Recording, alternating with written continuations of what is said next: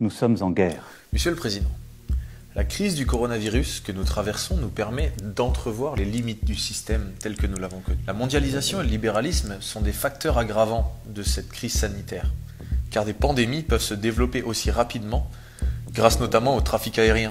Et des pénuries de masques peuvent apparaître lorsque des usines de masques, bretonnes par exemple, sont délocalisées en Tunisie par le grand jeu de la concurrence libre et non faussée. Lors de votre allocution télévisée, vous avez dit que toutes les conséquences seraient tirées de cette crise sanitaire, financière et économique. Toutes les conséquences. Au sortir de cet épisode, nous allons nous retrouver devant deux choix. Repartir comme avant dans cette société inégalitaire, polluante et sans avenir, ou changer radicalement de cap. Aujourd'hui, de nombreux secteurs économiques vont s'effondrer.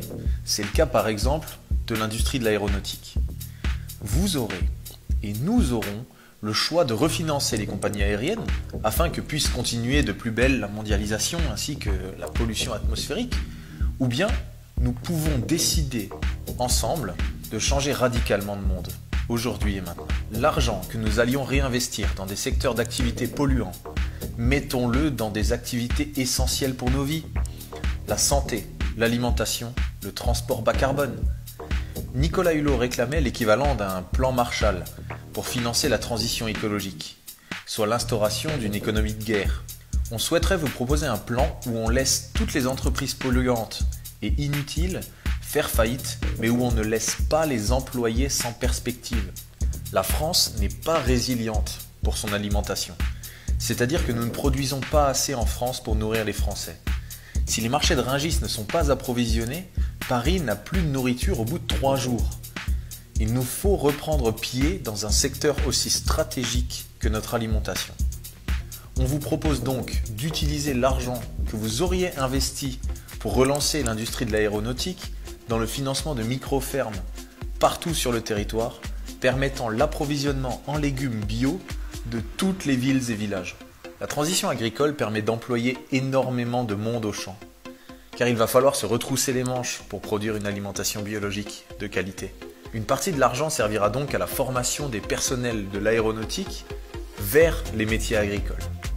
L'association Ferme d'Avenir a réussi l'installation d'une ferme permaculturelle sur un ancien aérodrome, prouvant que c'est possible. Il serait sans doute possible de garder certains avions pour les transports long courriers indispensables, mais on a aussi quelque chose à vous proposer de nettement moins polluant et de beaucoup plus poétique, le transport à la voile.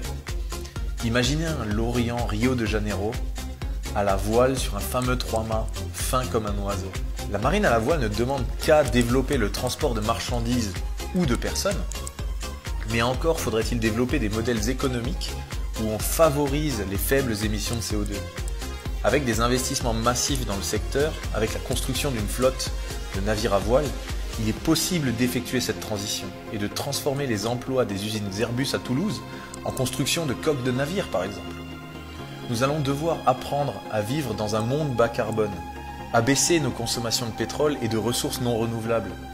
Pour s'y préparer au mieux, nous allons nécessiter énormément de monde pour travailler dans l'isolation des logements et dans le remplacement des méthodes de chauffage vétustes.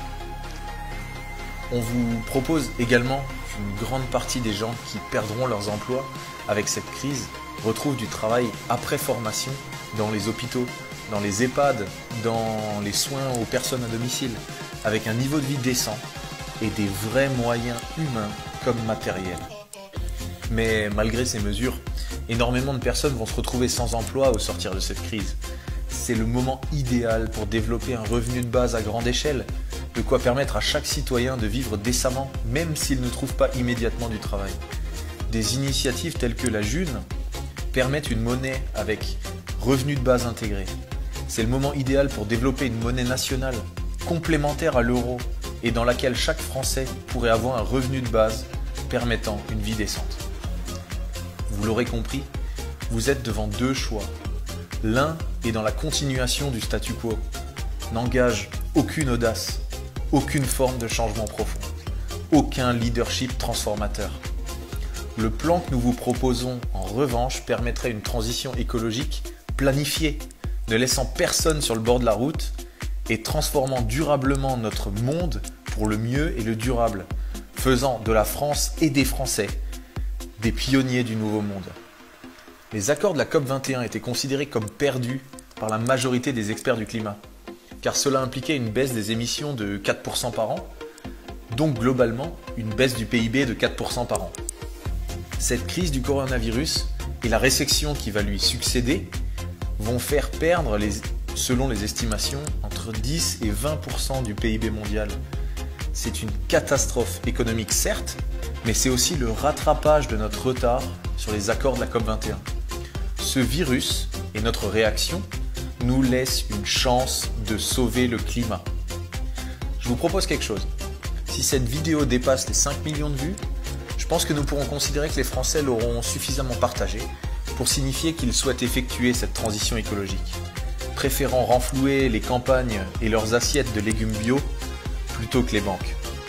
Alors, si on passe ces 5 millions de vues, on discute sérieusement de ce plan ensemble ?